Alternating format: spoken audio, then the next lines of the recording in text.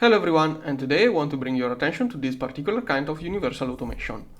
I first discovered this setup during a multiplayer speedrun which highlighted its downsides. But it is probably good in normal runs, and I also figured out an usage which makes it even better than creeps in some particular situations. But now enough talking, let's start building it, one piece at a time. To start, we need to split the main network, which is the one with blue cables, from the working network, which is the one with red cables.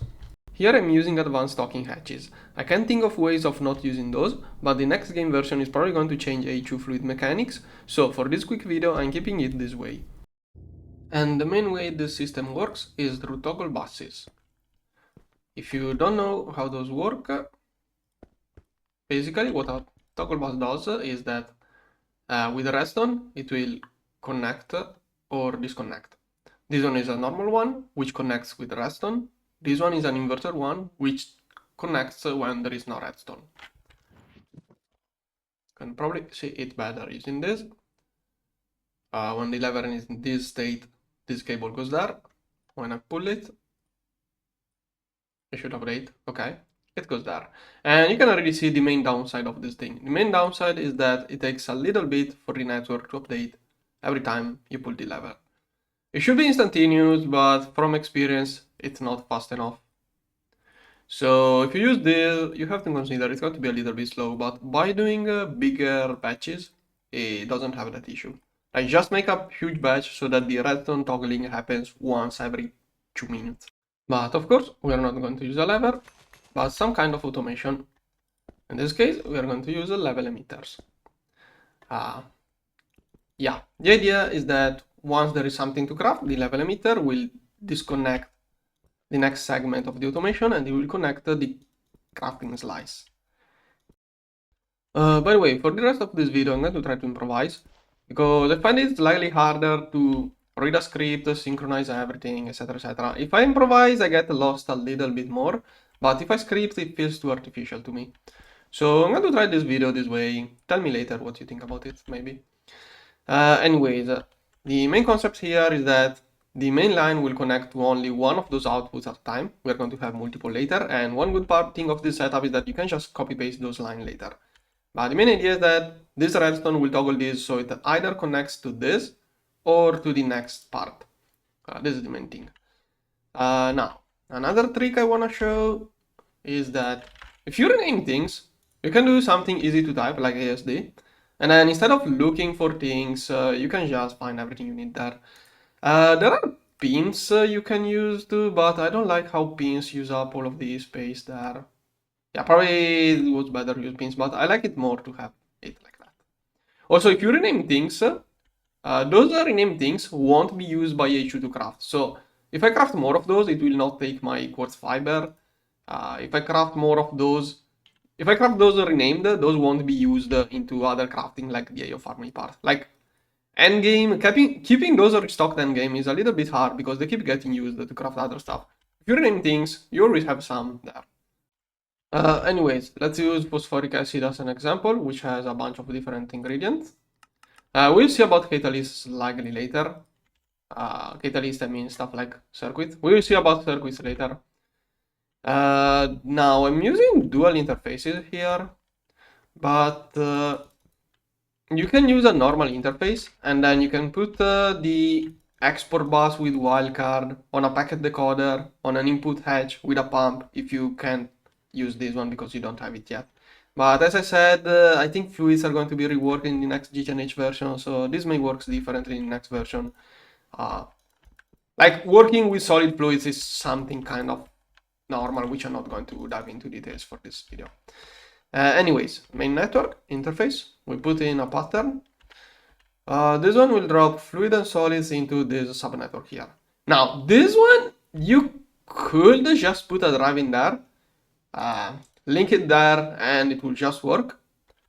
I could use a red cable there, connect all of this to red cable, it could work. I used to use it this way, but I figured out if we do some extra steps, it actually works better.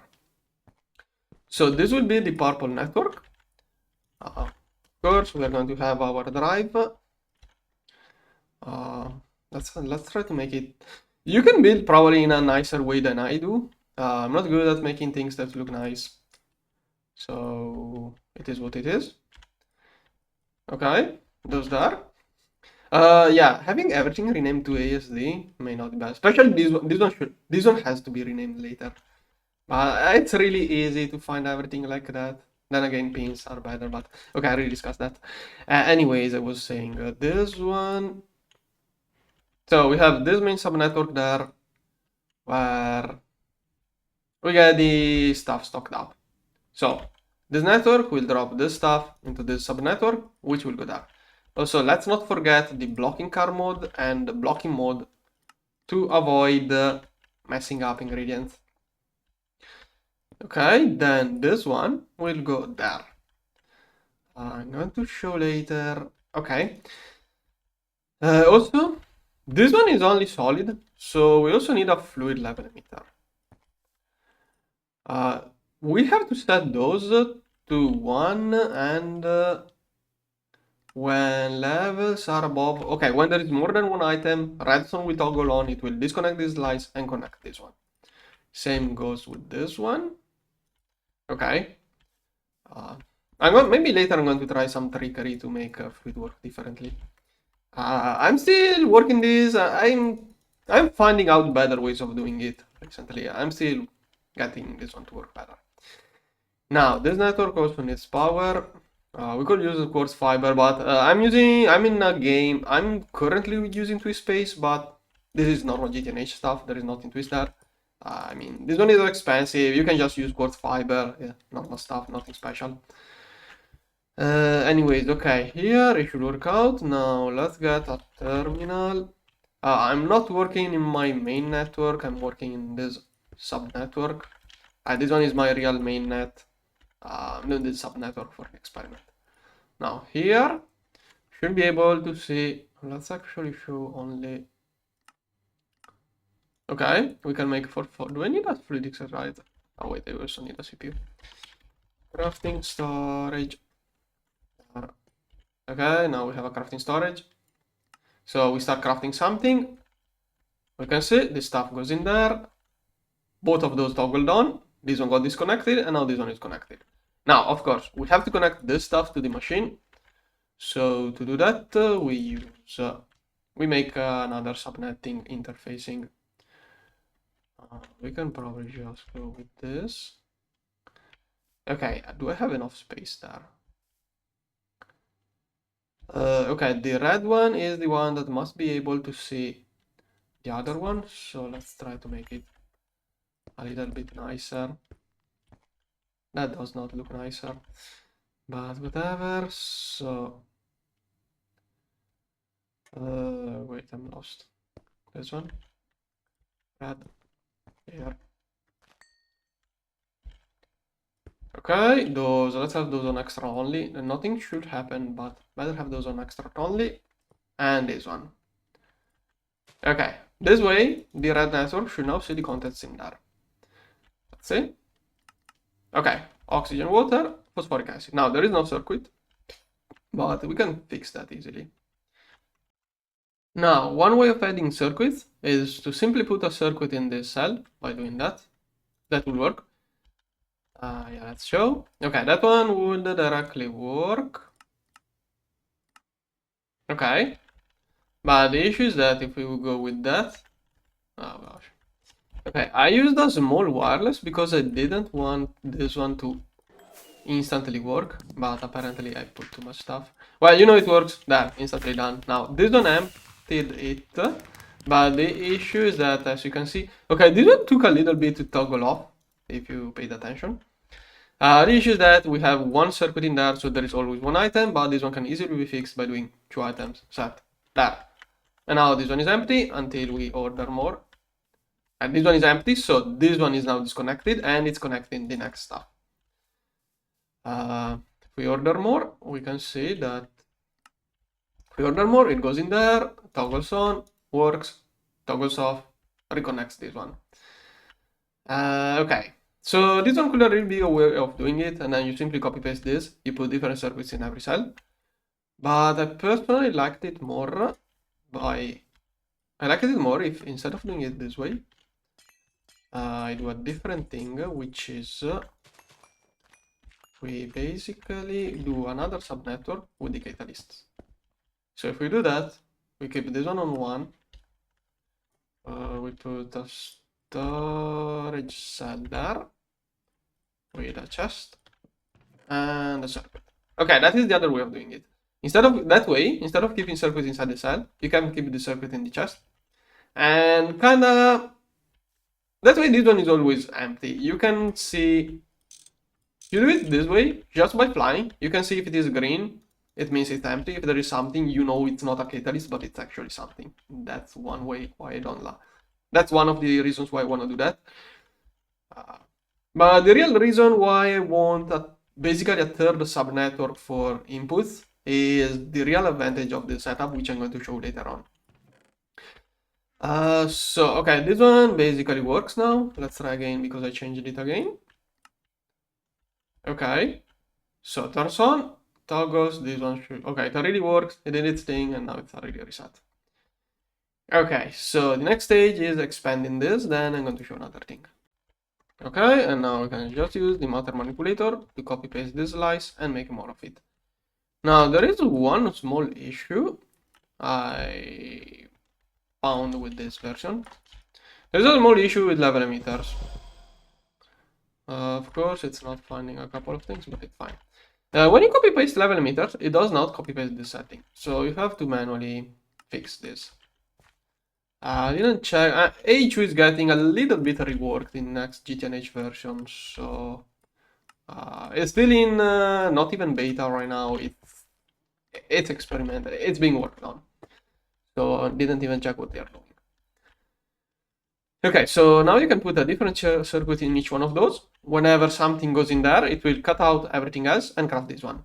So this setup will always prioritize this line there. Once this one is empty, it will switch to this one, and so on until it finds one with something inside. Now, this is a nice and all. It has its pros and cons compared to other automation systems. I haven't found another video explaining this particular way of doing it. Anyways, the main advantage of this thing is that specifically with DTPF, you can also add other stuff in the catalyst network. Now, in the other setup, I had a chest with circuits. Here, I'm using this one. I'm using this thing, which is super cool. This one is to prevent things from constantly being drained by mainnet. It buffers a bit of materials so it doesn't constantly drain mainnet. I'm putting there those catalysts. Those are used as circuits. This one is like that. I have one with circuit. Yeah, I'm using this one as the chest. Previously, this stuff is never used. And as you can see, I'm putting there in this chest with things that are theoretically not consumed, also the DTPF fuel. That is because one annoying thing with DTPFs is that once you get convergence, if you want to do patterns with convergence, there are a few issues. I have various kind of issues in the past with using DT patterns for convergence. And even if you have to, okay, one thing which is not the real issue is that you have to calculate the amount of DTPF fuel used by each pattern, and that can be a little bit annoying. If you use this setup, you don't have to, but the thing is that, as far as I understand, I haven't done that in too much. I only tried once, it didn't work well. If you calculate how much fuel the DTPF is going to take, and then in the future you decide to overclock it, you basically have to redo the pattern with the fuel, which is annoying. If you do it this way, the fuel is not inside the pattern, so it simply takes it from there. And yeah, that is the main advantage I figured out of this system. I really think this is great for convergence on DTPFs. And also, okay, if you don't know, you can paint hatches to set priorities. Black painted hatches will always have priority over red, which has priority over green, then brown, then blue, etc, etc. That way, if you have a passive high energy recipe like spacetime that does not use catalyst, if it ever runs out of catalyst in this thing, it will simply switch to the other recipe, and it just works without converging because it doesn't have fuel in the blue hatch. It doesn't have fuel in the blue hatch, so it doesn't converge. How do I show? The thing is that even if there is fuel in there, it will not converge something. It will not converge something in a blue hatch if the fuel is in a black hatch. That's the good thing I figured out that can make this thing work. So if you go this way, if you want to overclock this in the future, you don't have to redo the pattern with the amount of fuel. Also, I had issues when I did this with cribs, it will mess up things. This way it seems to work really nicely. Also, I think the setup probably can be made in other mod packs. Anyways, yeah, I think that's it. I would have made this video like 10 times shorter probably if I edited it better. I wanted to try this different editing style. Tell me what you think about it. Main downside of this system is that the redstone takes a little bit to update. Many people say redstone doesn't cause much lag, but I don't know. I'm not a fan of things that use redstone. Also, I had bad experiences with toggle buses in mainnet in the past. Having a toggle bus which keeps toggling on and off, especially in a big network, can be an issue, I think, but it should have been fixed. So just saying that, avoid doing quick toggle buses, which is in the main network mostly. If it is in such a small network, it's probably not a big deal, but I don't know, I'm paranoid. Yeah, I think that's it. Also, with this editing style, I probably forgot like half of the things I was supposed to say. Well, tell me, what do you think about this kind of editing? Bye bye.